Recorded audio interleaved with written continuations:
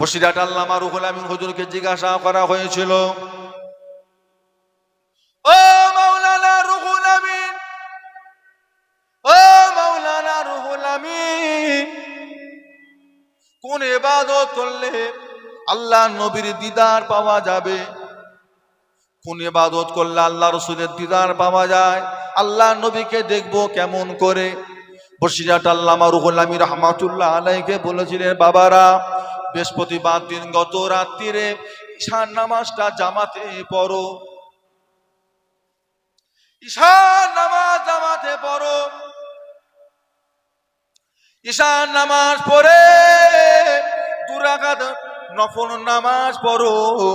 2 রাকাত নফল নামাজে প্রথম রাকাত একবার সূরা ফাতিহা, একবার আয়াতুল কুরসি পড়ো, 15 বার সূরা ইখলাস শরীফ পড়ো, রুকু সিজদা করো, উঠে দাঁড়িয়ে যাও, আবার একবার সূরা ফাতিহা, একবার আয়াতুল কুরসি, 15 বার সূরা ইখলাস শরীফ পড়ে নাও, রুকু সিজদা করে বৈঠক করো, বৈঠকে আত্তাহিয়াত পড়ো, দরুদ শরীফ মাসুরা পড়ে সালাম ফিরিয়ে আল্লাহ দরবারে 2 হাত তুলে দোয়া চাইতে থাকো। ও রব্বুল আলামিন, আল্লাহ পাক আপনার হাবিবের দিদারের জন্য 2 রাকাত নামাজ পড়েছি, আল্লাহ আমার নামাজটা কবুল করে নিন, আর আমার সঙ্গে আমার নবীর দিদার নসিব করিয়ে দিন। বড় আশা করে নামাজ পড়েছি, আল্লাহ আমার সঙ্গে আমার নবীর দিদার নসিব করিয়ে দিন। 2 ফোঁটা চোখের পানি আল্লাহ জমিনে ফেলে দাও, আল্লাহ জমিনে 2 ফোঁটা চোখের পানি ফেলে কেঁদে কেঁদে মোনাজাত করো। মোনাজাত করে বাড়িতে গিয়ে উযু হালতে আল্লাহর কাবা শরীফের দিকে মুখ করে উযু হালতে ঘুমিয়ে পড়ো। বসিরহাট আল্লামা রুহুল আমিন বলেছেন, বাবারা, তোমার নামাজ যদি আল্লাহ দরবারে কবুল হয়ে যায়, তোমার সঙ্গে সেই রাত্রিতে দিন দুনিয়ার বাদশাহ হাবিবুল্লাহ সঙ্গে তোমার দিদার নসিব হয়ে যাবে। মহব্বত আল্লাহ,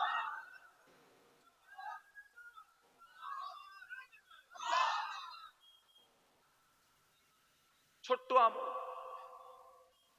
পরীক্ষিত আমল।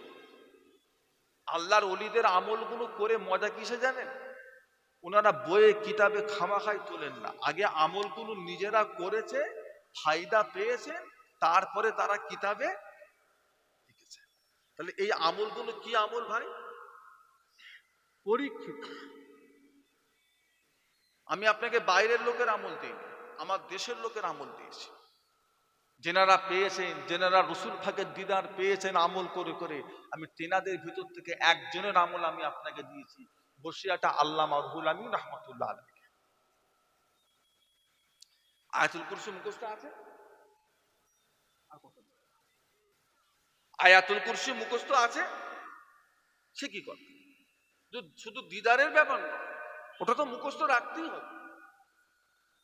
আল্লাহ রাসূল বলেছেন, যেই বান্দা ফরজ নামাজের শেষে একবার আয়াতুল কুরসি পড়ে ফেললো, ওই ব্যক্তিটা দুনিয়ার জমিন থেকে তার স্থানটা আল্লাহ জান্নাতে করে দিবে।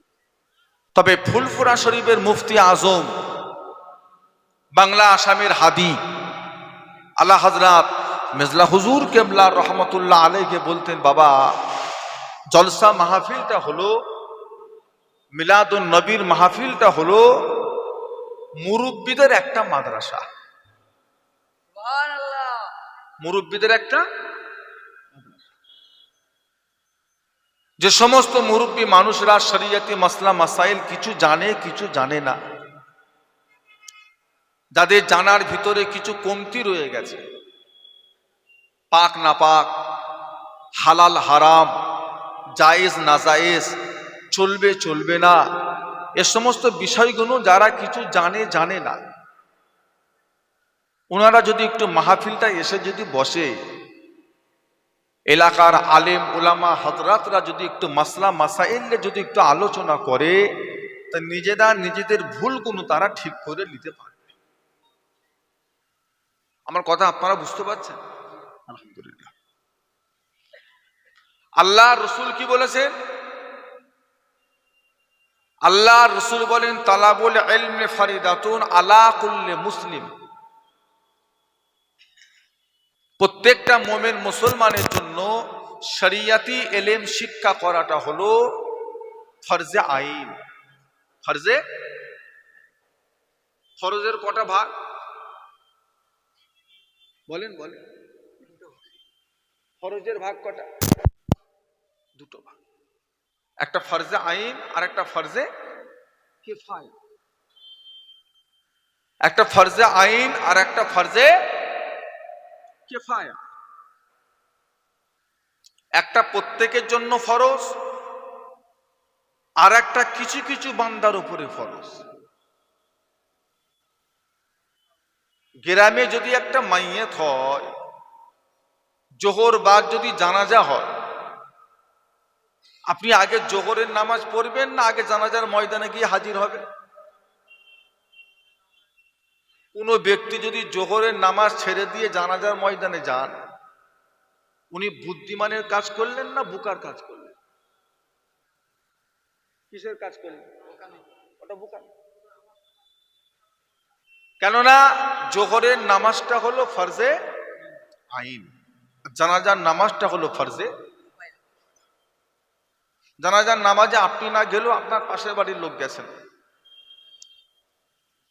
আপনি না গেলেও আপনার ছোট ভাই গেছে, কি আপনার বড় ভাই, কি আপনার আব্বাজান গেছে, আপনার হক আদায় হয়ে গেছে।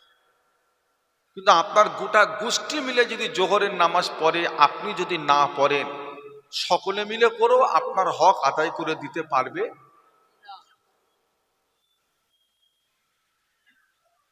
গতকাল আমাদের শবে বারাত, নিসফে মিন শাবান আমাদের কাছ থেকে বিদায় নিলেন। অনেক মানুষ আছে ছিল গতকাল, ফজরের নামাজ কাজা, জোহরের নামাজ কাজা, আসরের নামাজ কাজা, মাগরিবের নামাজ কাজা, ঈশার সময় গোসল করে নতুন টুপি পরে আতর মেখে সুরমা পরে মসজিদে গিয়ে হরদম শুধু নফল নামাজ পড়ছে, হরদম সেজদা দিচ্ছে। লাভ হলো না লস হলো? তো সকলে মিলে বলে, আপনাদের বিবেক বুদ্ধি কি বলছে? সারাটা দিন যে ফজরের ফরজ নামাজ ছেড়ে দিয়ে আর রাতে বেলা যে নফলগুলো যে পড়লো, এতে তার লাভ হলো না লস হলো? কিন্তু লাভ হলো কি? আমি নফলের বিরোধী না, আমি নফল নামাজের না, নফল দরকার আছে। আরে বাবা, নফল ছাড়া মানান আসবে কি করে? এবাদতের সৌন্দর্য তো নফল।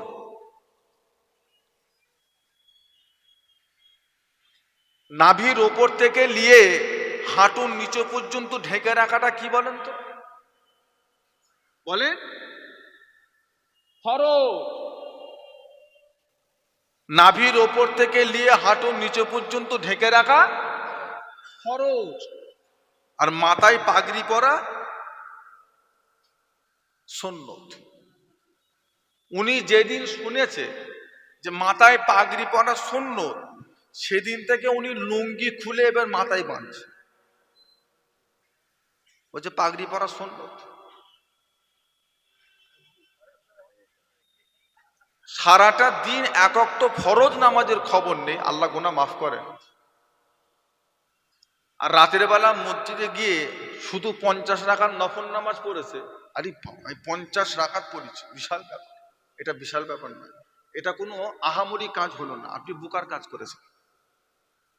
আপনি যদি সারাদিনের ফরজ নামাজের কাজা আদায় করে নিয়ে যদি নফলটা পড়তেন, তাহলে আপনি একটা বুদ্ধিমানের কাজ করতেন। অনেকে আজকে রোজা রেখেছিলেন, আলহামদুলিল্লাহ। এই রোজাটা ফরজ না, এই রোজাটা কি রোজা বলেন? অথচ জুমার দিনে মসজিদে গিয়ে আজকে সিরেফ 2 রাকাত নামাজ পড়েছে, বেরিয়ে চলে গেছে।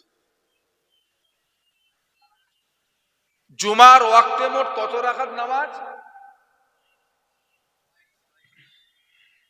22 রাকাত, শুধু জুমার ওয়াক্তে।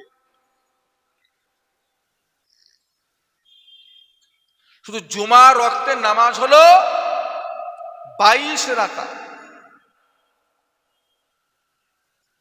একটা অন্য দলমতের লোক 2 রাকাত পরে পালাতে পারবে, একটা ফুল ফোরার মুড়ির জীবনও পারবে না। একটা ফুল ফোরান মুড়ির জীবনেও যেতে পারবে না, একটা অন্য দলমচল লোক পালাতে পারে। জুমার দিনে এই যে 22 রাকাত নামাজ আপনাকে পড়তেই হবে। শুধু 2 রাকাত তো চলবেই না। মুজাদ্দিদুজ্জামান দাদা হুজুর কেবলা রহমতুল্লাহ আলাইহির ভক্তবিন্দু মুরিদ মুতাকিদিন যারা আছেন তাদের জন্য তো আমার বিশেষ করে আখরি জোহর নামাজ, যেখানে বলা হয়েছে আখরি জোহর নামাজ না পড়লে আপনার সেদিনের জুম্মার নামাজটা কত বড় কথা, আর আপনি 2 রাকাত পরে পালাচ্ছেন।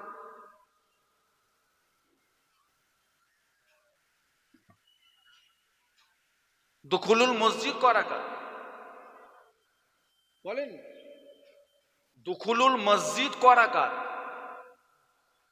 তাহিয়াতুল উযু কাবলাল জুম্মা ফরজ নামাজ, বাআদাল জুম্মা আখরি জোহর সুন্নত নফল, মোট নামাজ হলো। যারা জানেন জেনে পড়েন না তাদের কথা আলাদা, তবে যারা জানতেন না আজকে জানলেন, পড়তে হবে না হবে না?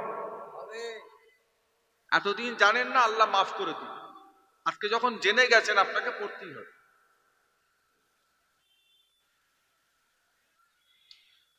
এলেম, যার এলেম নেই তার কিচ্ছু নেই। যেই ব্যক্তিটার ভিতরে শরীয়তের ফরজ এলেম নেই, ওই ব্যক্তিটার কাছে গরুর গোবর আর হালুয়ার মধ্যে কোনো পার্থক্য নেই।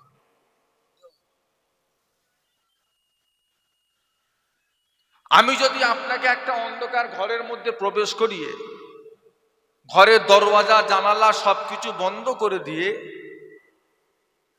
একটা পাত্রেতে কিছুটা যদি গরুর গোবর দিই, আর একটা পাত্রেতে কিছুটা যদি হালুয়া দিই, দুটো যদি আপনার পাশে বসিয়ে অন্ধকার ঘরের মধ্যে যদি আপনাকে বলি কোনটা গোবর আর কোনটা হালুয়া একটু খুঁজে বার করে দেন, এটা আপনার জন্য সহজ হবে না কঠিন? কঠিন হবে। একবার গোবর ঘাঁটবে আর একবার হালুয়া ঘাঁটবে। এবার ঘেঁটে ঘুটে যখন বুঝতে পারেন তখন কি করবে? শুঁকবে। শুঁকবে, আর শুকলে হবে কি? শুকার আগে দুটো ঘেঁটে বসে আছে। হালুয়াটা শুকছে গোবরের মতো, গোবর শুকছে হালুয়ার মতো, দুটো ঘেঁটেছে। এবার শুকেও যখন হয়নি তখন কি করবে? এবার জিভে দিয়ে দেখছে কোনটা গোবর আর কোনটা হালুয়া। কি কঠিন পরিস্থিতি বলেন তো।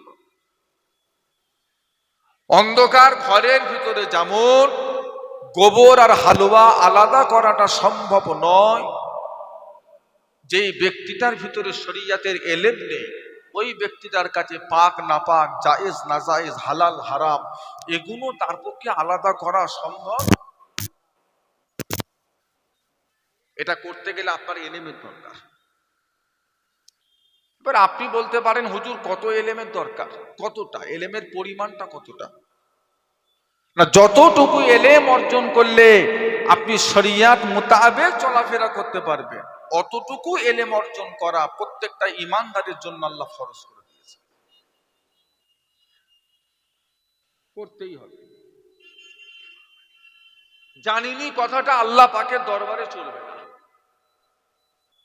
হুজুর আমার জানা নেই, এই কথাটা চলবে। কেন জানুনি? কেন শিখুনি? কিসের অভাব? চালের বাজারে গিয়ে, ধানের বাজারে গিয়ে বস্তার মুখ খোলে, চাল কিনবার আগে মুখ খোলে না? উপর থেকে একটু চাল দেখে, ধান দেখে, আবার বস্তার নিচের দিকে বোমা মারে না মারে না? কি বলেন আপনারা?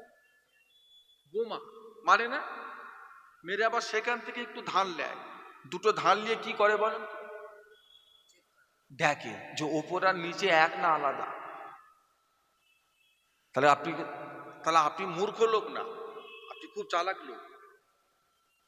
কোনোদিন বাজারে গিয়ে আপনি পাকা পাকা পটল কেনেননি, আপনি খুব চালাক। শরিয়াতের এলেমের শিক্ষা জায়গায় এসে জানিনি, এই কথাটা আল্লাহ পাকের দরবারে চলবে না।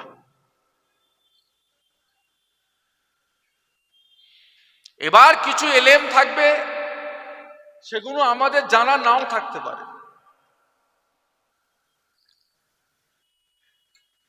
তার জন্য আলেম উলামা আছে, তাদের থেকে আমরা জেনে লব, শিখে লব। আল্লাহ কোরআন পাকের মধ্যে বলেছেন, ফাসআলু আহলা যিকরে ইন কুনতুম লা তাআলামুন, তোমরা যেটা জানো না তোমরা জেনে নাও জাননেওয়ালাদের।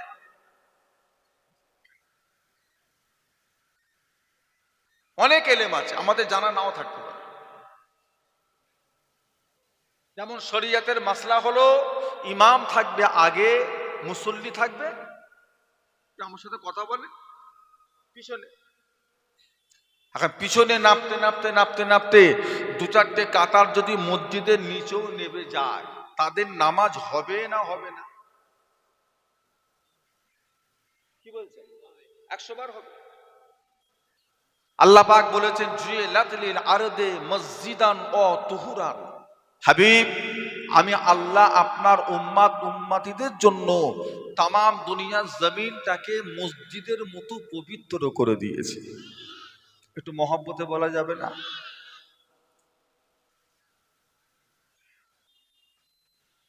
এখন কেউ যদি কাতার দিতে দিতে যদি ইমামের আগে গিয়ে কাতার দেয়, তার নামাজ হবে? তাহলে আপনাকে থাকতে গেলে, নামাজ পড়তে গেলে ইমামের পিছনে। কিন্তু বর্তমান সময় আমরা লক্ষ্য করে দেখছি, আমাদের বেড়াচাপা, জীবনতলা, হাদিপুর, হামাদামা, এই সমস্ত এলাকা বেশ কিছু মসজিদ দেখবেন এখন 2 তালা 3 তালা করে হয়ে গেছে। সেখানে গিয়ে দেখবেন ইমাম সাহেব হুজুর নিচে, মুসল্লি সাহেব ইমামের মাথায়। থাকার কথা ছিল পিছনে, উঠে গেছে। এখন যে সমস্ত মসজিদের মুসল্লিরা ইমামকে নিচেই রেখে দিয়ে ওপরে নামাজ পড়তে উঠলো, ওনাদের নামাজ হবে না হবে?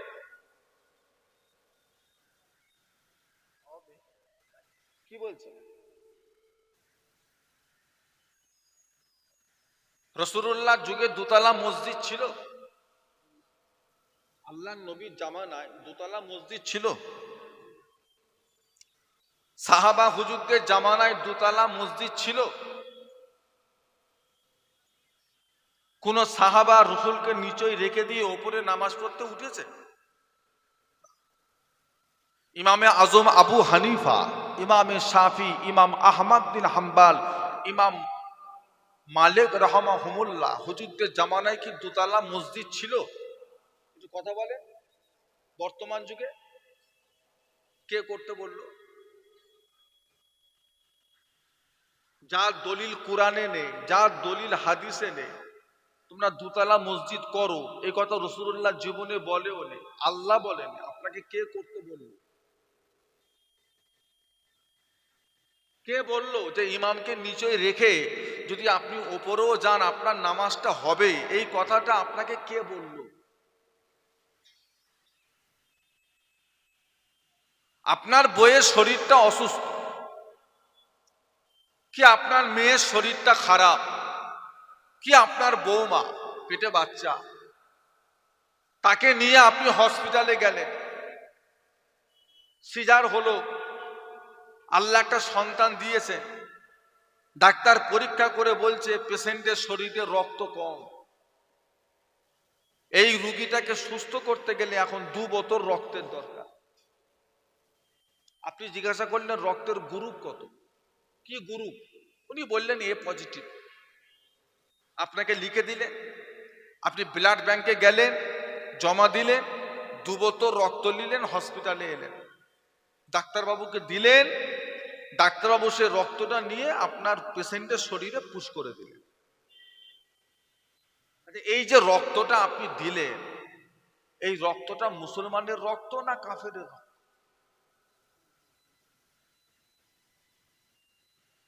রক্তটা কার? ইমানদারের রক্ত না বেঈমানের রক্ত?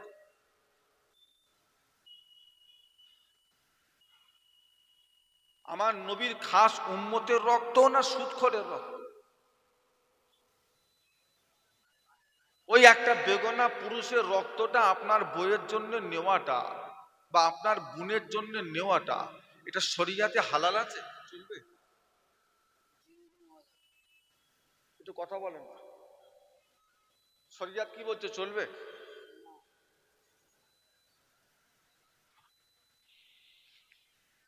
তাহলে বর্তমানে আমরা কিছু মাসলার সম্মুখীন হচ্ছি যার উত্তর কোরআন হাদিস থেকে পাওয়া সম্ভব।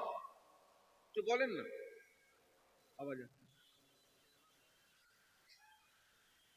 এবার আমরা ইমাম মানি, আমরা হলাম হানাফি। আমরা কি, আমরা শুধু মুসলমান না হানাফি মুসলমান? আমরা হানাফি মুসলমান। আমরা শুধু মুসলমান নয়, পৃথিবীতে শুধু মুসলমান কেউ হতে পারবে না, কেউ না। যদি দাবি করেন শুধু মুসলমান, আমি মুসলমান, লোক আপনাকে শিয়াও ভাবতে পারে। শিয়ারাও নিজেদেরকে মুসলমান বলে দাবি করে। আপনি যদি বলেন আমি শুধু মুসলমান, লোক আপনাকে কাদিয়ানি ভাবতে পারে। গোলাম আহমদ কাদিয়ানি মির্জা, যে নিজেকে নবী দাবি করেছিল, তারও কিছু ভক্ত আছে, তারাও নিজেদেরকে হিন্দু দাবি করে না। কি দাবি করে? মুসলমান দাবি করে। মুতাজিলা, জাবারিয়া, রুইয়া, জাহামিয়া, এক একটা দলের নাম, খারেজি, ওয়াহাবি, দুনিয়ায় যত মুসলমান নামে যত দল আছে, টুপিওয়ালা দাড়িওয়ালা, প্রত্যেকে নিজেদেরকে কি দাবি করে? আর আমরা যারা এখানে বসে আছি, আমরা আমাদেরকে কি দাবি করছি? কি আমরা মুসলমান। তাহলে ওদের সঙ্গে আপনার পার্থক্য আছে না? না, আপনিও যা শিয়াও তা। একটু হাহু দেন। চারটে শিয়া মিলে যদি একটা কুরবানি দেয়, আপনি কি তাদের সাথে ভাগিদার হবেন? কেন? মুসলমান, তারা তো মুসলমান। কলকাতায় গিয়ে যদি দেখেন সামনে একটা কাদিয়ানীদের মসজিদে আসরের নামাজ হচ্ছে, আপনি কি গোলাম আহমদ কাদিয়ানি মির্জাকে যারা নবী বলে দাবি করে তাদের পিছনে গিয়ে আসরের নামাজ পড়বেন? একটু কথা বলেন না। তাহলে আমরা শুধু মুসলমান নয়, আমরা কি মুসলমান? আমরা হানাফি মুসলমান। এতদিন ছিল না, এগুলো বলার প্রয়োজনও ছিল না।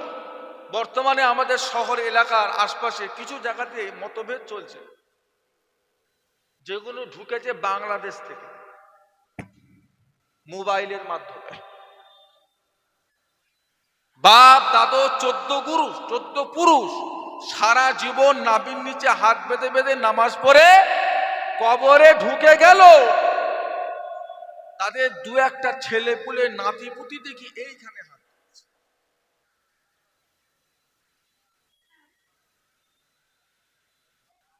বুঝতে পেরেছেন? রুকু থেকে উঠে দেখি হাত ঝাড়ছে। আমরাও হানাফি, আমরা নামাজ পড়ি, আমরা দুটো পায়ের মধ্যিখানে ক আঙুল জায়গা ফাঁকা রাখি। বলেন না, বেশি বেশি এক দেখবেন, আর ওদের পা দেখবেন এই বড়, তিনজনের জায়গা উনি একাই লোক, এই বড়। পাশের লোক পা যত ছোট করে ও পা তত বড়, ও যত টানে এ তত বাড়ে। কি ব্যাপাররা ভাই, তুই এত বড় পা করছিস কেন? তুই আমার পায়ে পা তুলছিস কেন? বলছে না হলে শয়তান ঢুকে যাবে। না হলে পায়ে পা না তুললে যদি মধ্যিখানে শয়তান ঢুকে যায়, তাহলে ইমামের তো দুদিকে ফাঁকা, তাহলে যত শয়তান সব কোথা?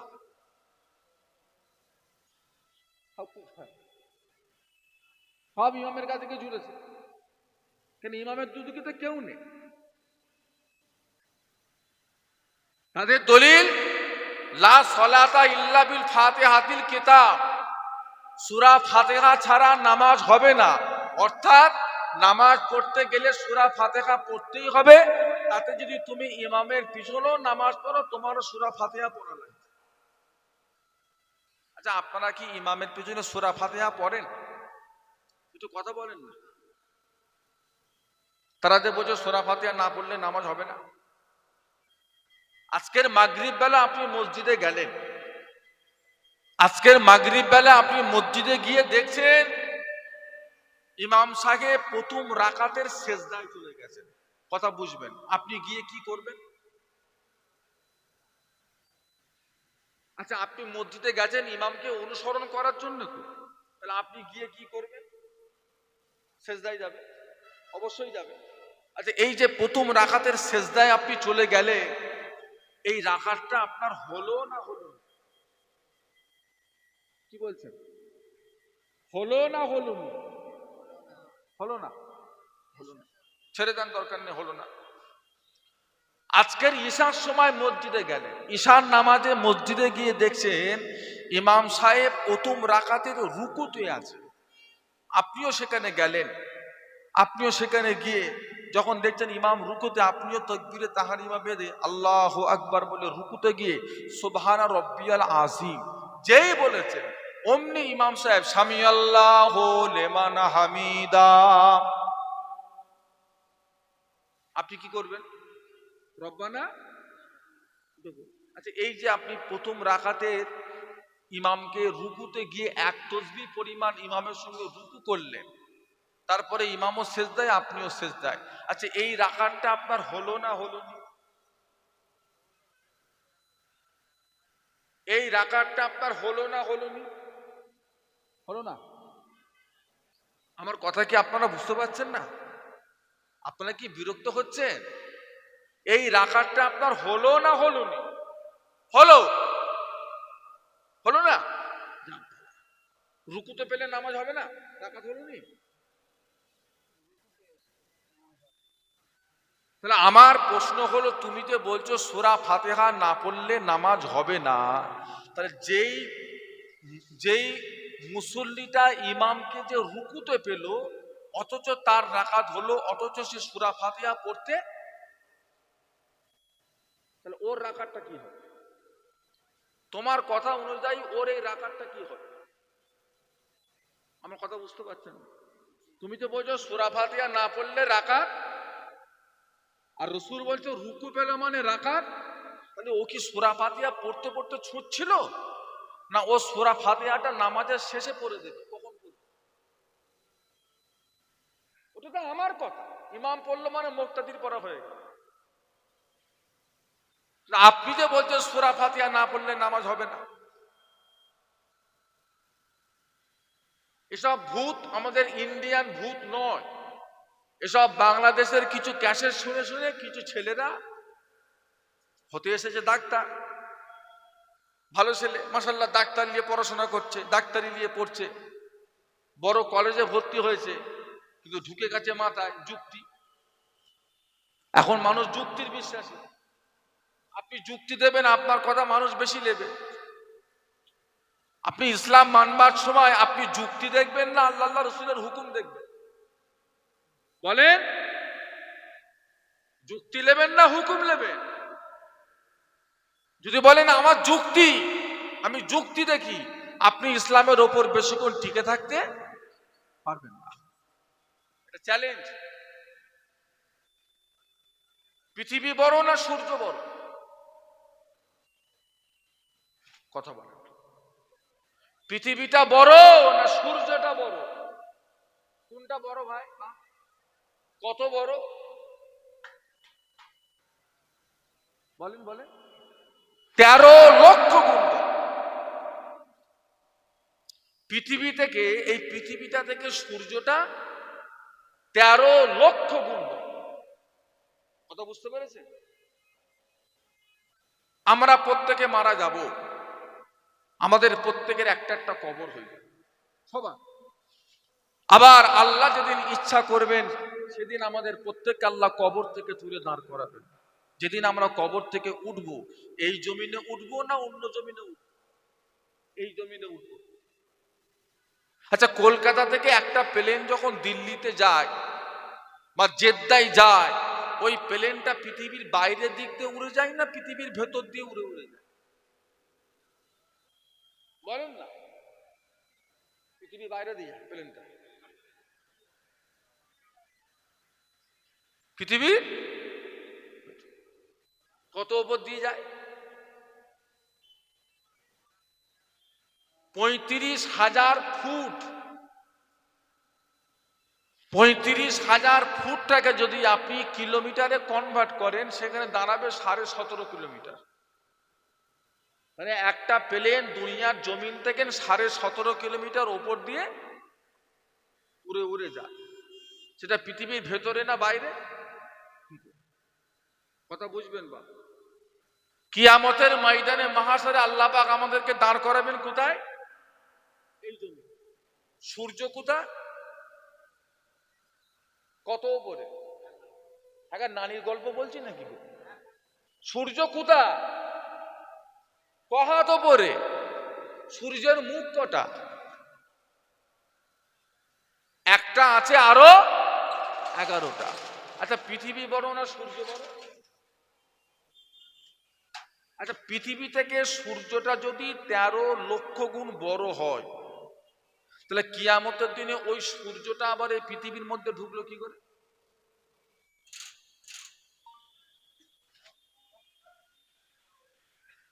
কিছু একটা বলেন, উত্তর টুত্তর দেন আপনারা। কিছু আছে? উত্তর কিছু আছে? আমার যুক্তি বুঝতে পারেন না? আপনার কাছে কোনো উত্তর আছে? মানে এখানে আপনি আল্লাহ আল্লাহ রাসূলের হুকুম মানবেন না যুক্তি নেবেন? যদি বলেন যুক্তি, ইসলামের উপর থাকতে পারবেন, কাফের হয়ে যাবে। আজকে জুমার দিনে মসজিদে গেছেন, উযু করে নামাজ পড়ে, ইমাম সাহেব খুতবা দিচ্ছেন, আপনি বসে বসে শুনছেন। হঠাৎ আপনার একটু বায়ু সরে গেছে, নামাজ হবে? মসজিদ থেকে নিচে নেমেছেন, উযুখানায় গেছে, বিসমিল্লাহ বলে হাত দুটো কবজি পর্যন্ত ধুয়েছেন, পানি দিয়ে গড়গড় করেছেন, নাকে পানি দিয়েছেন। আর যদি রোজা রেখে থাকেন, তাহলে নাকের পানি আর নরম গোস্ত পর্যন্ত ঠেকাবার প্রয়োজন নেই, নাকে পানি দিয়েছেন। মুখমণ্ডলটা ধুয়েছেন, হাতের কবজি পর্যন্ত, কোনই পর্যন্ত ধুয়ে মাথাটাকে, ঘাটটাকে মাসাহ করেছেন, পা দুটো ভালো করে ধুয়ে আঙুলগুলো খেলাল করে মসজিদে উঠে গেছেন। আচ্ছা, নামাজ এবার হবে না হবে? হবে না হবে না? আচ্ছা, যেই জায়গা দিয়ে অপরাধটা হয়েছে সেই জায়গাটা কবার ধুয়েছে? এটা কোনো যুক্তি হলো? অপরাধ হলো কোথা আর চাচা ধুলো কোথা? ধুতেই যদি হয়, তাহলে সর্বপ্রথম ধোয়ার দরকার ছিল অপরাধ যেখানে হয়েছে সেখানে। এটাই তো যুক্তি বলে। যুক্তি কি বলে? সেই জায়গার কথা মনে নেই, হাত পা ধুয়ে বলছে ওতেই হবে। কি হলো এটা? তাহলে ইসলামের এই হুকুমটা যুক্তির বিরোধী, যুক্তির সাথে মেলে না। যদি আপনি যুক্তির সাথে যদি উযু মিলাতে যান, মিলবে না। কিন্তু আল্লাহর হুকুমের সাথে মিলালে, তাহলে এখানে আপনি আল্লাহর হুকুম নেবেন না যুক্তি নেবেন?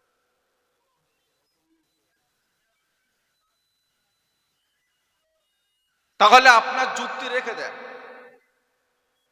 আপনি এত একটা ভালো শিক্ষিত ছেলে, ডাক্তারি হবার লেগে ডাক্তারি কলেজে ভর্তি হয়েছে, অথচ ফতোয়া দেওয়ার লেগে ইউটিউবটাকে বেছে নিয়েছেন। আপনি তো মূর্খ।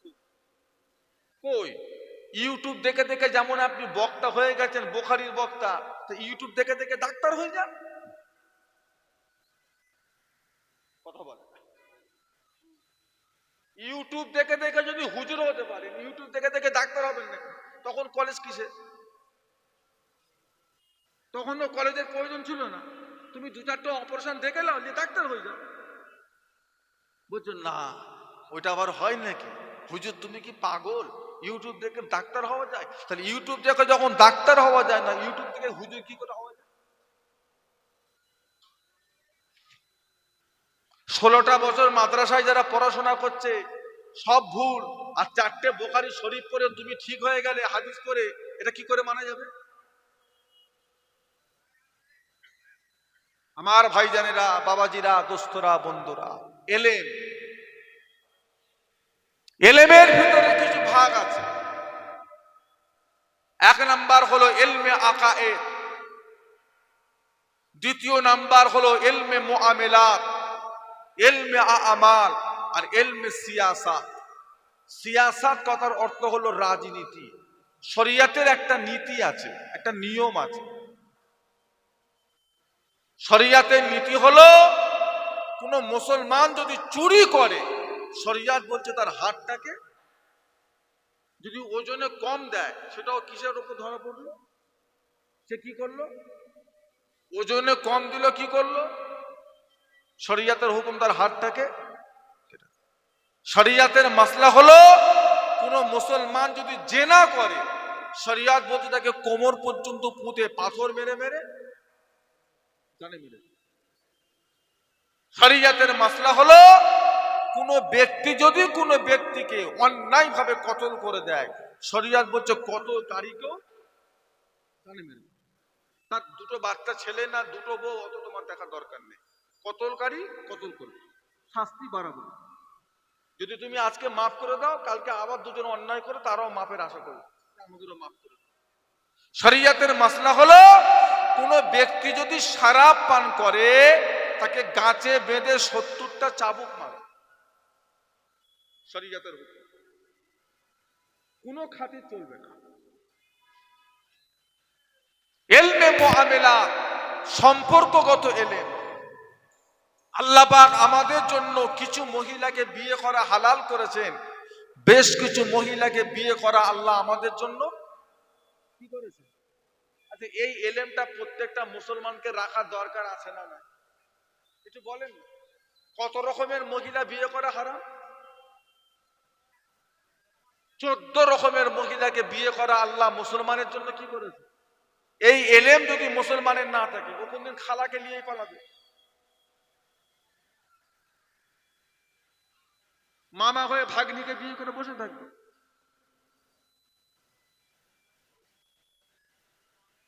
তাহলে কাদের সাথে বিয়ে করা হারাম? যাদের সাথে দেখা দেওয়া জায়েজ। কাদের সাথে বিয়ে করা হালাল? যাদের সাথে দেখা দেওয়া হারাম। আমার কথা বুঝতে পেরেছে?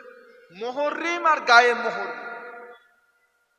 মুহররিমকে বিয়ে করা বলে হারাম, আর গায়ের মুহররিমকে বিয়ে করা হালাল। অর্থাৎ মুহররিম কি দেখা দেওয়া, গায়ে বুবুকে দেখা দেন, দাদিকে দেখা দেন, নানিকে দেখা দেন, খালাকে দেখা দেন, স্বাস্থ্য বোনকে, আপনার নিজের বোনকে দেখা দেন, বোনের মেয়েকে দেখা দেন, যাই এদের সাথে বিয়ে করা চলবে না। তাহলে এই সম্পর্কে প্রত্যেকটা ইমানদারকে জ্ঞান রাখাটা হলো এক নাম্বার, হলো ইলমে আকায়েদ, বিশ্বাসগত ইলম। মুসলমান মাথায় টুপি পরার নাম নয়, মুখে দাঁড়িয়ে রাখলে মুসলমান হওয়া যায় না, শরীরে জুব্বা পরে ঘুরলে মুসলমান হওয়া যায় না। মুসলমান হতে গেলে কিছু জিনিসকে অন্তরে বিশ্বাস করতে হয়, মুখে স্বীকার করতে হয়, এবং কাজে করে বলে দেখাতে হয়। কটা? আপনাদের বলতে হবে কটা? 3টে না 5টা না 7টা না 10টা না 12টা? কটা? ইমানদার হতে গেলে কটা জিনিসকে মানতে হয়? না। মুসলমান হতে গেলে কটা জিনিসের প্রতি বিশ্বাস করতে হয়? আচ্ছা, এত কটা লোকের মধ্যে বসে থাকলে এটা শুনতে ভালো লাগে তো? আপনারা কি ইমানদার না? কথা বলেন না। হ্যাঁ না না? ইমানদার না? তাহলে বলেন, ইমানদার হতে গেলে কটা জিনিসকে বিশ্বাস করতে হয়? না, আমি বলছি, আপনারা বলেন। আমানতু বিল্লাহি ওয়া মালাইকাতিহি ওয়া কুতুবিহি ওয়া রুসুলিহি ওয়াল ইয়াউমিল আখির ওয়াল কদরি খাইরিহি ওয়া শাররিহি মিনাল্লাহি তাআলা ওয়াল বা'সি বাদাল মউত। ওটা হলো কথা বল। আমি তো বললাম ঘুমতে, ওটা হলো। এক নাম্বার হলো আমানতু বিল্লাহ, ও ভাইজানেরা, আমানতু বিল্লাহ, কার উপরে ঈমান আনতে হবে? কার উপরে? কোন আল্লাহর উপরে? লাম ইয়ালিদ ওয়া লাম ইউলাদ, লাম ইয়ালিদ ওয়া লাম ইউলাদ, যেনাকে কেউ জন্ম দেয়নি, তিনিও কাউকে জন্ম দেননি। তাই তো নাকি? কোন আল্লাহর উপর? খ্রিস্টানরা যে আল্লাহকে মানে সেই আল্লাহ। ঈসা নবীকে তারা কার পুত্র বলে? ঈসা নবীকে আল্লাহর পুত্র। আপনি কি এইটার বিশ্বাসী? মা মারিয়ামকে তারা কার বিবি বলে? আম্মাজান মারিয়ামকে তারা কার বিবি বলে? কার বিবি? মানে খ্রিস্টানরা ক খোদায় বিশ্বাসী? খ্রিস্টানরা ক খোদায় বিশ্বাসী? খোদার শরীক ওরা তিনজনকে ভাবে। আল্লাহকে মানে, আল্লাহর ছেলে ঈসা নবীকে মানে, আর আল্লাহর বিবি মরিয়ম। তাহলে ও বিশ্বাসী, আমরা ন। দুনিয়াতে আর একটা দল আছে, তাদের বিশ্বাস হলো আমাদের আল্লাহ বা সৃষ্টিকর্তার জন্ম এইখানে হয়েছে। আপনারা কি এটা বিশ্বাসী? তারা সেখানে কিছু করবে, কিছু করেছে, কিছু করতে চায়। আমরা কুল্লাহকে মানি, ইয়া আউয়ালো ইয়া আখিরো, যে না শুরু নেই শেষও নেই। কথা বলবো? ও ভাইজানেরা, আমরা কোন আল্লাহকে মানি? আলা কুল্লি শাইইন কাদির, সমস্ত ক্ষমতার মালিক কে? কে মানেন এটা? নাকি জনগণ? সমস্ত ক্ষমতার মালিক। এক্ষুনি গিয়ে রাস্তা বন্ধ করে দেবো, ঝামেলা লিখে দেবো, কত পাওয়ার আমাদের। আরে বাবা, অনেকে আবার জিম টিম করে, জানে, মাসাল টাসাল ফুলায়, ক্ষমতা, মাস্তানি করে, দাদাগিরি করে। এই তোর মতো তিন থেকে চাগিয়ে ফেলে দেবো। ক্ষমতা, এই ক্ষমতাটার মালিক তুমি না। কে? আল্লাহ ইচ্ছা করলে তোমাকে শুইয়ে ফেলবে, হাত থাকবে, পা থাকবে, কিন্তু মশা মারার ক্ষমতা? গোশ আছে, শিরা আছে, রক্ত আছে, শুধু কি নেই? শক্তি নেই, পাওয়ার নেই। কই কই? আল্লাহ তুলে নিয়েছে। তাহলে ক্ষমতার মালিক আমরা কেউ নয়, এটা আমাদের ঈমান। ক্ষমতার মালিক হচ্ছেন আল্লাহ। এক নাম্বার হলো আমানতু বিল্লাহ, আল্লাহকে মেনে নেওয়া। দ্বিতীয় নাম্বার হলো ওয়া মালাইকাতিহি,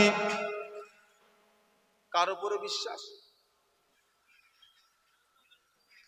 ও ভাইজানেরা, দ্বিতীয় নাম্বার হলো ফেরেশতাদের উপরে ঈমান আনা, ফেরেশতাদের উপরে বিশ্বাস আনা।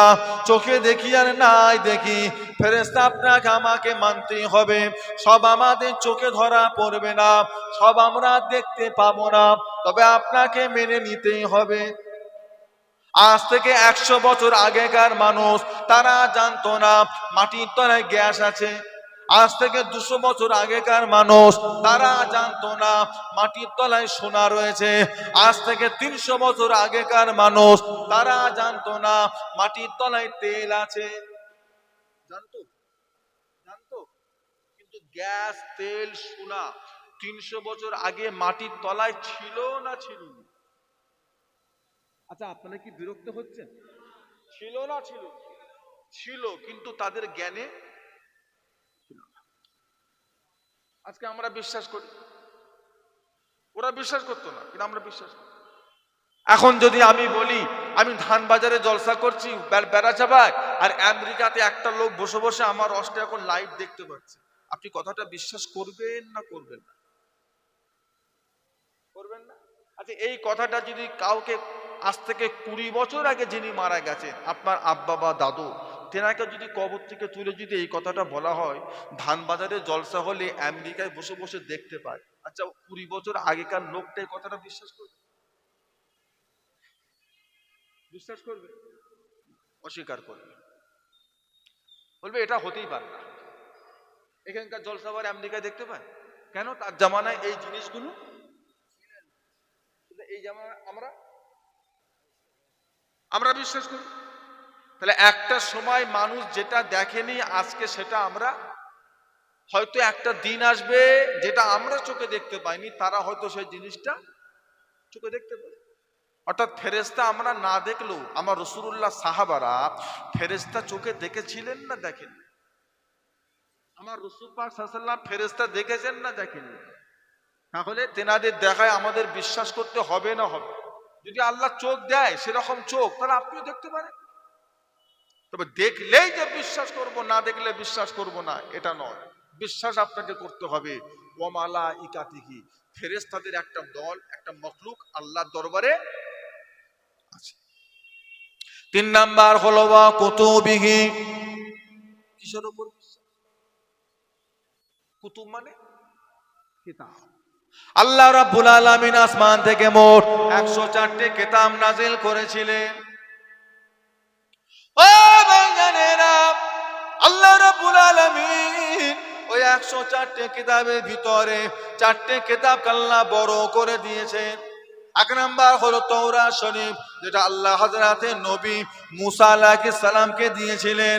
দ্বিতীয় নাম্বার হলো জব্বুর শরীফ, যেটা আল্লাহ হযরতে নবী দাউদ আলাইহিস সালামকে দিয়েছিলেন। 3 নাম্বার হলো ইনজিল শরীফ, যেটা আল্লাহ হযরতে নবী ঈসা রূহুল্লাহকে দিয়েছিলেন। 3টে হলো কিতাবুল্লাহ, আল্লাহর কিতাব। এগুলোকে বলা হবে কিতাবুল্লাহ, আল্লাহর কিতাব। কোরআনটা কিতাবুল্লাহ নয়, কোরআনকে কিতাবুল্লাহ বলা হবে না। কোরআনটা হলো কালামুল্লাহ, কোরআন শরীফটা হলো আল্লাহ পাকের কথা। জোরে বলো, একটু মহব্বতে বলুন। কোরআন কার কথা?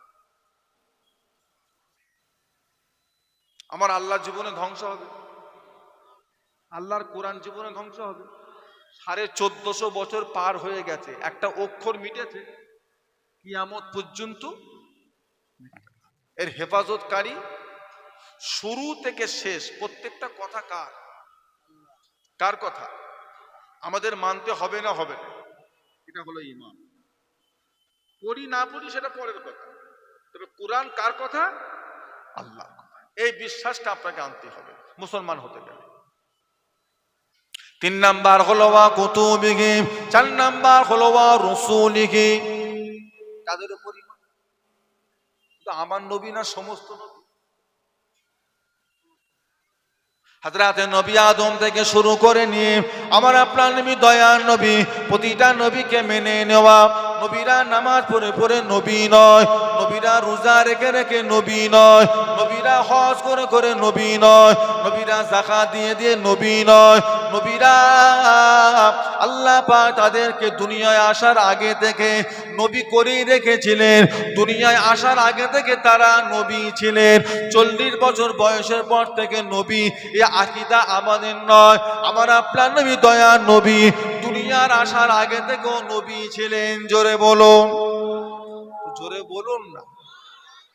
ঈমান ঠিক আছে? আমার নবী দুনিয়ায় আসার পরে নবী না আগে নবী?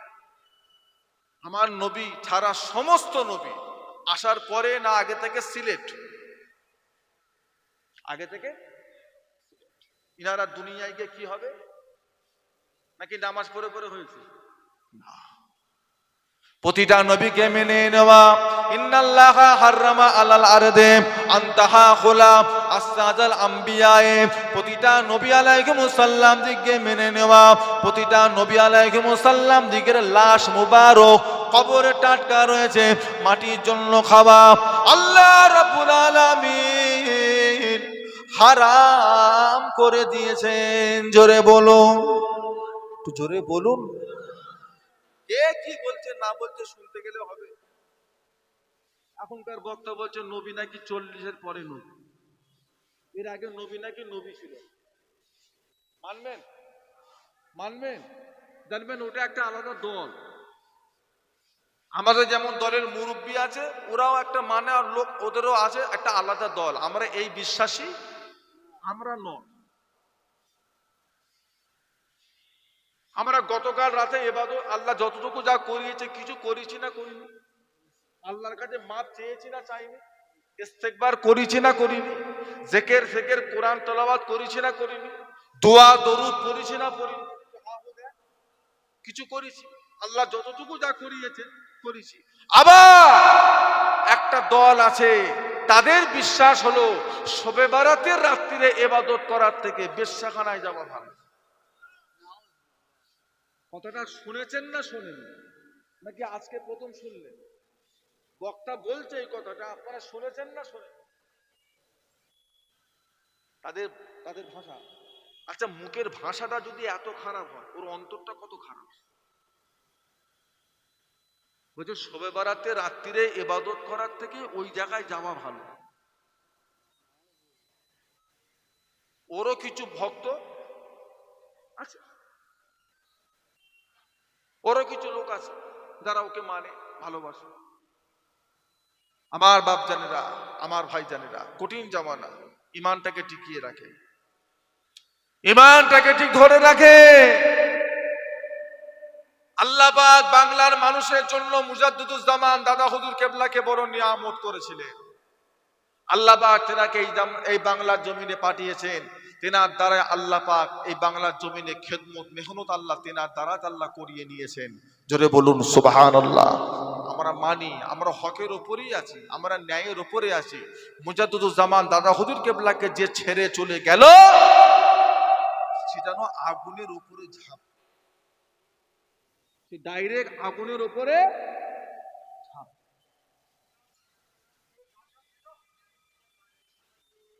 আমার ভাই জানেরা, বাবাজিরা, প্রতিটা নবী রাসূলকে মেনে নেওয়া। নবীরা হলেন মাসুম, কোন নবীদের গুনাহ নেই। প্রতিটা নবীকে আল্লাহ পবিত্র করেছিলেন। প্রতিটা নবী হায়াতুন নবী, প্রতিটা নবী জিন্দা জীবিত নবী, প্রতিটা নবীকে মেনে নেওয়া। পঞ্চম নম্বর আকীদা হলো ওয়াল কদরি খাইরিহি ওয়াশ শাররিহি মিনাল্লাহি তাআলা। জীবনের ভালো মন্দ এটা কার তরফ থেকে আসে? একটু জোরে বলেন। ও ভাইজানেরা, কতদিন আমরা বাঁচবো, কিভাবে আমরা বাঁচবো, কিভাবে আমরা দুনিয়াদারি করব, কিভাবে আমরা কি করব না করব, সব আমাদের কোথায় লেখা রয়েছে? কথা বল। তকদির আল্লাহ লিখে দিয়েছেন। আল্লাহ পাক যেটা লিখে দিয়েছেন এর কি কোনো পরিবর্তন হবে? আল্লাহ পাক যেটা লিখে দিয়েছেন এর কি কোনো কম বেশি হবে? বিশ্বাস আছে আপনাদের? কমবেও না, কমবেও না। ও ভাইজানেরা, আল্লাহ পাক তকদিরে যেটা লিখেছে, দুনিয়ায় আসার আগে না আসার পরে, আল্লাহ পাক যেটা লিখে দিয়েছেন, নাহানু কাসাবনা বাইনাহুম মাঈশাতান ফিল হায়াতিদ দুনিয়া, দুনিয়ার জিন্দেগিতে যতটুকু যা পাবো, কি পাবো না পাবো, সেটা আল্লাহ পাক আমাদের তকদিরে বন্টন করে দিয়েছেন। যতই লাপালাপি করো, বাড়াবাড়ি করো, বাড়াতেও পারবে না। বিশ্বাস আছে? বিশ্বাস যদি মুসলমানের থাকে, তকদির থেকে কিছু বাড়াতেও পারবো না, কমাতেও পারবো না। এই বিশ্বাস যদি মুসলমানের থাকে, তাহলে লটারির টিকিট কারা কাটে? লটারির টিকিট কারা কাটে বলে? বেড়াচাপাতের লটারির দোকান আছে না নাই? ভিড় হয় না হয়? ওরা কি বসে বসে মাছি মারে? একটা দুটো দোকান দেগঙ্গার বাজারে আসে না নাই? বেলেঘাটাতে, আমিনপুরে ভিড় কাদের? শুধু জয়দেবদের ভিড় না জয়নালদেরও ভিড়? শুধু জয়দেবদের ছেলেদের ভিড় করে, আর জয়নালদের পাড়ার ছেলেগুলো? গরিবগুলো আমার বেশি বাড়াবাড়ি ধরেছে। সারাদিনে খেটে খুটে 500 টাকা রোজগার করছি, ছেলে পুলে নিয়ে সুখে খা, ওরা আবার চর্বি বেশি, ওর থেকে আবার 200 টাকা লটারি কাট। গরিবগুলো দেখি ইরাও শুরু করে। কিছু মনে করবেন না, বুকে ব্যথা নেবেন না বাপ। রাজমিস্ত্রিগিরি করে, রং করে, জমিতে কাজ কাম করে, চাষবাস করে, হ্যাঁ, সেলুনের দোকান, দোকানদারি কর্মচারী, এরা দেখি বেশি বাড়াবাড়ি। সারাদিনে খেটে খুটে সন্ধ্যাবেলা টাকাটা পায়, ওতে আবার লটারি কাটে। কত আশা, আশাই মরে, আশাই মরে চাষা। বাড়ি বাড়িতে বন্ধন ব্যাংক, মুসলমানদের পাড়ায় পাড়ায় মহিলা সমিতি, গ্রুপ ভরে গেছে। খাবেন কোথায়? গ্রামের ইমাম গুলো বিপদে পড়ে গেছে। ইমাম যদি মনে করে যেই বাড়ি সুদের কারবার সেই বাড়ি আমি খাবো না, ওর কপালে শুকনো মুড়ি ছাড়া আর কিছু জুটবে, ও বেচারি না খেয়ে মরে যাবে।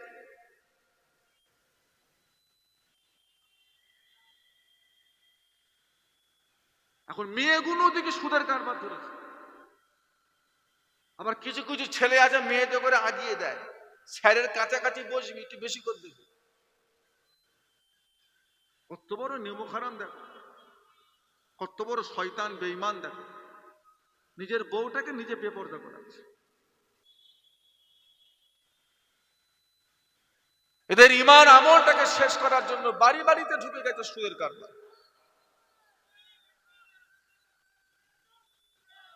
মোহাম্মদ তকবীর, নারে তাকবীর, তো জোরে সোরে দেন না নারে তাকবীর।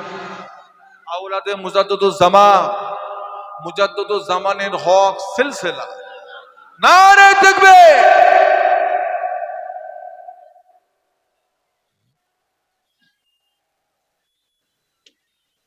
আমার ভাইজানেরা, আমার বাবাজিরা, আমার দোস্তরা, ভালো হন, নেক হন, আল্লাহওয়ালা হন। ওতে শান্তি নেই।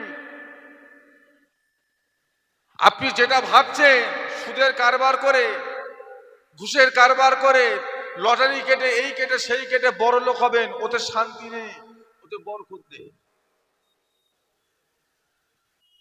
আপনি যেটা ভাবছেন ওটা জীবনেও হবে না। আজকে বেড়াচাবা বাজারে, ধান বাজারের মাহফিলে আমি আপনাদেরকে ওপেন চ্যালেঞ্জ দিয়ে গেলাম, আল্লাহ তো আপনাদের মা বাপের দুয়ায় এলাকায় এলাকায় তো আল্লাহ পাক ঘোরান, আমাকে একটা বাড়ি দেখিয়ে দেবে, একটা বাড়ি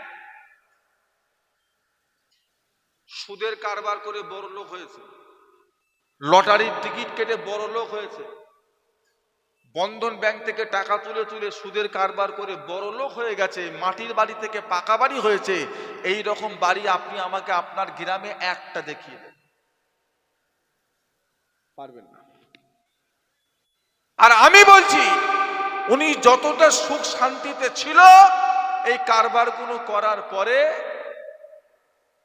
আরো বেশি ওর ক্ষতি হয়ে গেছে। এটা আপনি মানেন না মানেন আপনার ব্যাপার, তবে এটাই বাস্তব। শান্তি পাবেন। ছোট হুজুর কেবলা বলতেন, বাবা হালালে বরকত, হারামে হরকত। হালালে বরকত আর হারামে হরকত। বরকত মানে দিন দিন, আর হরকত মানে দিন দিন কমে। ছোট হুজুর কেবলা বলতেন, বাবা বলো তো দেখি একটা বছরে শোরের কটা বাচ্চা হয়?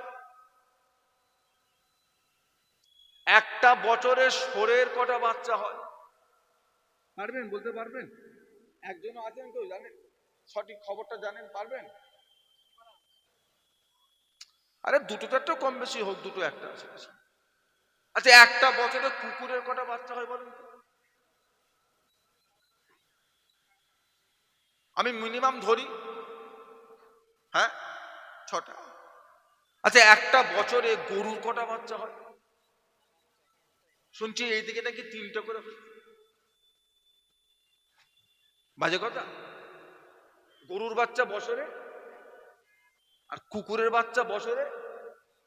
আচ্ছা আশপাশে কোন জায়গায় কুকুর বেচার দোকান আছে যেখানে কুকুর কেটে ঝুলিয়ে বিক্রি হচ্ছে আর লোক 500-1 কেজি করে কিনে ঘরে নিয়ে যাচ্ছে? খবর পেয়েছেন আপনারা? এলাকার লোক কেউ খায় আশপাশে? আচ্ছা গরু সপ্তাহে কদিন? সপ্তাহে কদিন? প্রতিদিন একটা করে। তাহলে আপনারা যে হারে খাওয়া শুরু করেছেন, হাওড়া হুগলির লোক তো মানে গরু আর পাচ্ছে না, না পায়? বাঁকুড়া, মেদিনীপুর, উড়িষ্যার লোক আর পাচ্ছে না তো। তাহলে হুজুর গরু তো ওই দিক দিয়ে আসে, গরু আসে কোথা থেকে? আপনার এখানে গরুর চাষ নেই, তারপরও দিনে 2-4টে করে প্রত্যেক দিন এইভাবে হাওড়া, হুগলি, মেদিনীপুর, বাঁকুড়া, পুরুলিয়া, বীরভূম, মুর্শিদাবাদ, মালদা, দিনাজপুর, গোটা পশ্চিম বাংলায় চলছে না চলছে না? শুধু কি পশ্চিম বাংলা চলছে না, এর বাইরেও চলছে? কথা বলেন। তাম পৃথিবীর ভিতরে যেই পশুটা সবচাইতে বেশি জবাই হয় সেটা কোনটা? আবার আপনার এলাকা থেকে গরু কেটে পার্সেল হচ্ছে বিদেশে, কথা ঠিক না ভুল বলে? এলাকা থেকে হয় না? বছরে বাচ্চা হয়, কুকুরের বছরে বাচ্চা। সত্যি কথা বলেন তো, বরকত কাতে? এর থেকে বড় দলিল আর কিছু নেই বা? এরপরও যদি তুমি লটারির টিকিট কাটো আর সুদের কারবার করো, আর তুমি হিদায়ত হওয়া খুব মুশকিল আছে। হিদায়ত করার মালিক কে? সবাইকে হিদায়ত করবে না যে বান্দা হিদায়তের আশা করবে আল্লাহ শুধু তাকে হিদায়ত করবে? যে আশা করবে। এরপরও যদি আপনি হিদায়তের আশা না করেন, মুশকিল আছে। হয়ে গেল তো 40, আর কদিন? যতদিন বেঁচেছেন সামনে আর ততদিন বাঁচবেন। এবার কমার দিকে না বাড়ার দিকে? আখরি নবীর উম্মত না আমরা, আমাদের হায়াত তো 60-62। যদি বলেন হুজুর আমার পাড়াতে একটা আছে 85, ওটা তো আল্লাহর দয়া, তা বলে কি আপনিও পাবেন? ভালো হয়। ও বাবাজিরা, ষোঁড়ের বাচ্চা হয় বছরে 14টা, কুকুরের বাচ্চা হয় বছরে 6টা-8টা, আর গরুর বাচ্চা হয় বছরে। ষোঁড় কজন খায়? কুকুর কে খায়? আর গরু কেউ বাদ দিচ্ছে?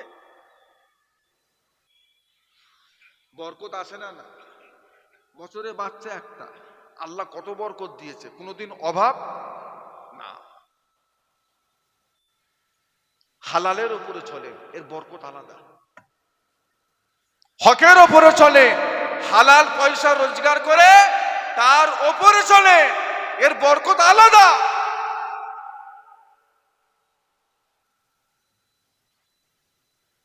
টাকা রোজগার করবেন, ওই 500 টাকা আল্লাহ 5000 টাকার সমতুল্য কাজ আল্লাহ করিয়ে দেবে ইনশাআল্লাহ। আর হারাম 5000 টাকা নিয়ে বেরোবেন, হিসাব খুঁজে পাবেন ওটা হারাম, ওটা কি নেই, ওটা কি নেই, বরকত নেই, ওটা বরকত নেই। তওবা করে আল্লাহ পাক এখন আমাদের জন্য তওবা দরজাটাকে আল্লাহ পাক খোলা রেখে দিয়েছেন। ও ভাইয়ানেরা, আল্লাহ রাব্বুল আলামিন আমাদের জন্য তওবা দরজাটাকে আল্লাহ পাক খোলা রেখে দিয়েছেন। তওবা করো। সবচাইতে ছোট্ট তওবা হলো আস্তাগফিরুল্লাহ। সবচাইতে ছোট্ট তওবা হলো আস্তাগফিরুল্লাহ। এর থেকে আর একটু বড় তওবা হলো আস্তাগফিরুল্লাহ ওয়া আতুবু ইলাইহি। এর থেকে আর একটু বড় তওবা হলো আস্তাগফিরুল্লাহ রব্বি মিন কুল্লি জামমিও ওয়া আতুবু ইলাইহি। এর থেকে আর একটু বড় তওবা হলো আস্তাগফিরুল্লাহ আল্লাযী লা ইলাহা ইল্লা হুয়াল হাইয়ুল কাইয়্যুম ওয়া আতুবু ইলাইহি। ও ভাইয়ানেরা, নবী আমার বলে, আল্লাহ রসুল বলে, যদি কোনো বান্দার গুনার পরিমাণটা যদি সমুদ্রের ফেনা পরিমাণও হয়ে যায়, যদি কোনো বান্দার গুনার পরিমাণটা যদি সমুদ্রের ফেনার পরিমাণ সমতুল্য হয়ে যায়, সেই বান্দা সারাটা দিনের ভিতরে যদি 3 বার এই তওবাটা করতে পারে, আস্তাগফিরুল্লাহ আল্লাযী লা ইলাহা ইল্লা হুয়াল হাইয়ুল কাইয়্যুম ওয়া আতুবু ইলাইহি, আস্তাগফিরুল্লাহ আল্লাযী লা ইলাহা ইল্লা হুয়াল হাইয়ুল কাইয়্যুম ওয়া আতুবু ইলাইহি, আস্তাগফিরুল্লাহ আল্লাযী লা ইলাহা ইল্লা হুয়াল হাইয়ুল কাইয়্যুম ওয়া আতুবু ইলাইহি। এই তওবা যদি 3 বার করতে পারেন, আমার আল্লাহ পাক ওই বান্দা জীবনের সারাটা দিনের পাহাড় পাহাড় গুনাহগুলোকে আমার আল্লাহ পাক তিনি ক্ষমা করে দেবে। তো মহব্বতে বলুন না, শুধু ক্ষমা করবেন তা নয়, যেই পরিমাণ গুনাহ ক্ষমা করবেন আল্লাহ সেই পরিমাণ সওয়াব দিও, আল্লাহ নেকির পাল্লা ভারী করে দেবে। সামনে রোজার মাস, আজকে বেড়াচাপা বাজারের জলসায় বসে তওবা করেন, জীবনে যা গুনাহ করেছি, সুদের কারবার, ঘুষের কারবার, লটারির কারবার, এটা ওটা যা করেছি, আজকের পর থেকে আর করব না। তবে আল্লাহ তুমি আমার জন্য কোনো কাজে অভাব দিও না। রিজিকের মালিক কে? ওমা মিন দাআব্বাতিল ফিল আরদে ইল্লা আলাল্লাহি রিজকুহা। রিজিকের মালিক কোনো ফেরেশতা নয়, রিজিকের দায়িত্ব আল্লাহ কোনো ফেরেশতাকে দেননি, রিজিকের দায়িত্ব স্বয়ং আমার আল্লাহ, তিনি নিয়েছেন, কষ্ট দেবে না। দোয়া করে, পৃথিবীর কোন শক্তিতে আপনার ভাগ্য পরিবর্তন হবে না, তবে আল্লাহ রাসূল বলেছেন দুয়ার উসিলায় মানুষের নসিবকে আল্লাহ পরিবর্তন করবে। এটা মহব্বতে বলবেন না? দোয়া এর উসিলায় মানুষের তকদিরকে আল্লাহ পরিবর্তন করে দেয়। আপনারা দোয়া করেন তো নাকি সালাম ফিরিয়ে উঠে পালান? দোয়া করেন? হ্যাঁ, দেখেন আবার ওইসব হাওয়ানা লেগে যায়, আবার ওইসব হাওয়ানা লেগে যায়, সালাম ফিরচার উঠে পালাচ্ছে। যাবার সময় মুড কি, মিজাজ কি, আরে বাবা পুরো ফোরফোরটি হয়ে আছে। হ্যাঁ, যাবার সময় যেন আল্লাহকে বলে যাচ্ছে নামাজ পড়েছি, কবুল করতে হয় করো, না করো না করো, আমি চললি। আল্লাহ তোমার নামাজের ভুকে হয়ে বসে আছে, কথা বলে না। মানে তুমি নামাজ পড়লে আল্লাহকে কবুল করতেই হবে, নাকি কবুলের জন্য কান্নাকাটি করতে হবে? আমার ভাইজানেরা, আমার বাবাজিরা, দোস্তরা, দোয়া করেন। মদিনার মসজিদে নববী শরীফে আমার আপনার নবী, দয়ার নবী, নূর নবী সাহাবা হুজুরদেরকে নিয়ে ওয়াজ করছে। ও ভাইজানেরা, মদিনার মসজিদে নববী শরীফের ভিতরে আল্লাহ নবী দরবারে একজন সাহাবী গিয়ে হাজির হলেন।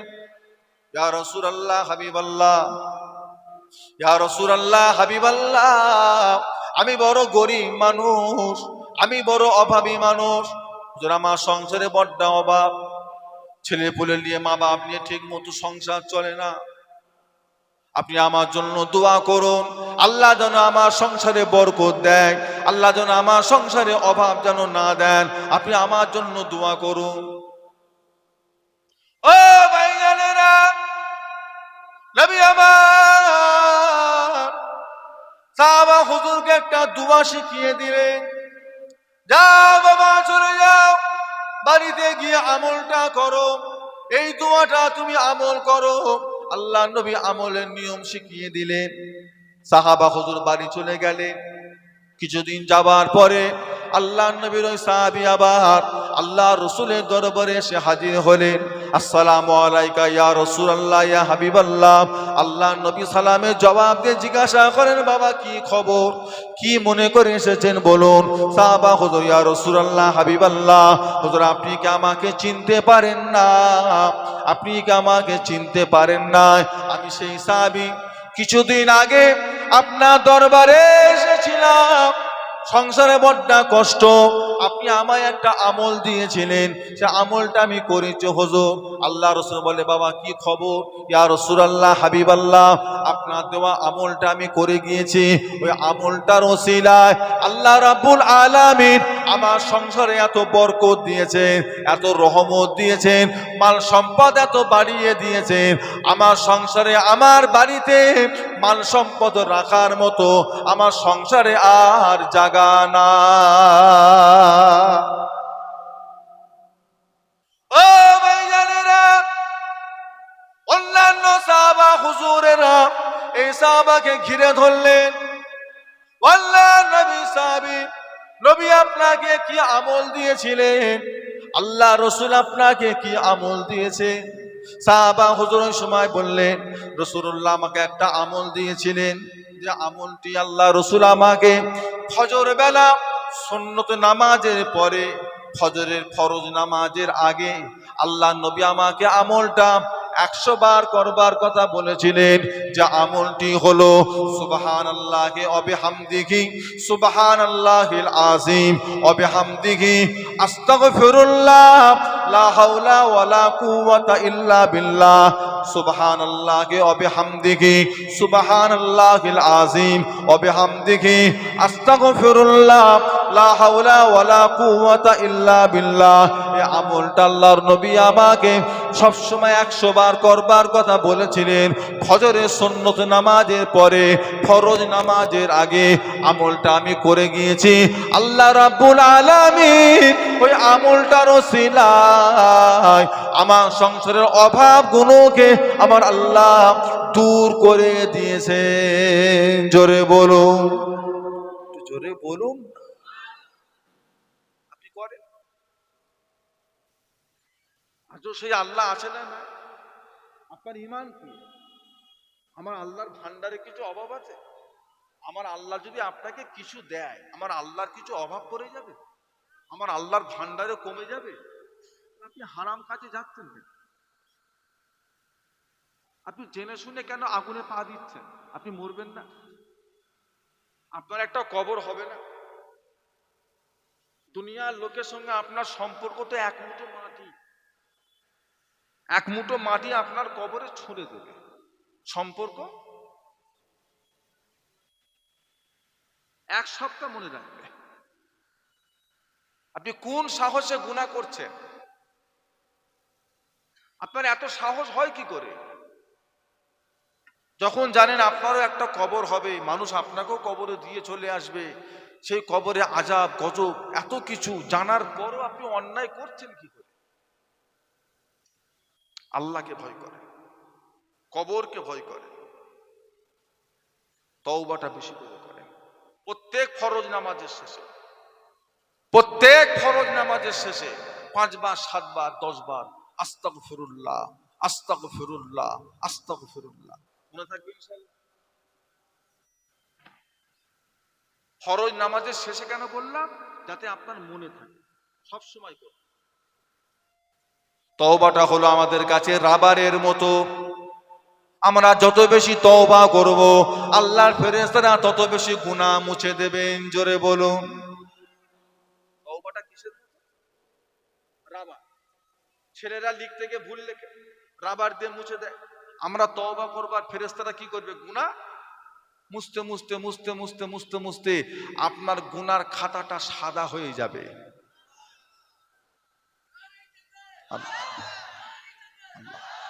আপনার গুনার খাতা একদিন সাদা হয়ে যাবে, দেখে মনে হবে এই বান্দার জীবনও কোনোদিন গুনার কাজ করেই নে।